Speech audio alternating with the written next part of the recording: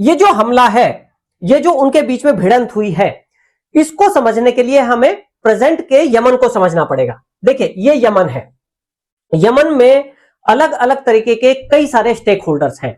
उसमें से एक स्टेक होल्डर्स है हूती। ये जो लाल वाला जो हिस्सा है ये हूतीज के कंट्रोल में है। हूतीज को यूएनओ आतंकवादी संगठन मानता है।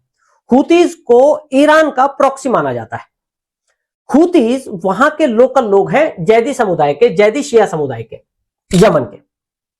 दूसरा एक वहां संगठन है एसटीसी, जिसके अभी काबू में ये एक्वा वाला हिस्सा है।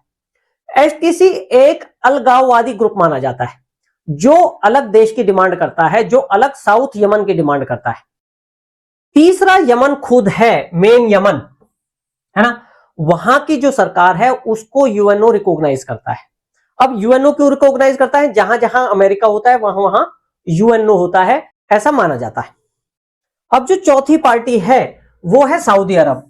सऊदी अरब क्यों? क्योंकि उसका बॉर्डर शेयर होता है यमन के साथ, तो उसके अपने इंटरेस्ट है। और पांचवी पार्टी है यहां कहीं जाके यूएई, है ना।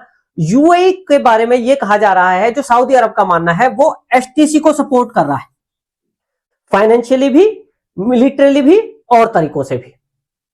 तो इस एसटीसी के पीछे सऊदी अरब ने यूएई पे हमला किया है। अब ये एसटीसी क्या है?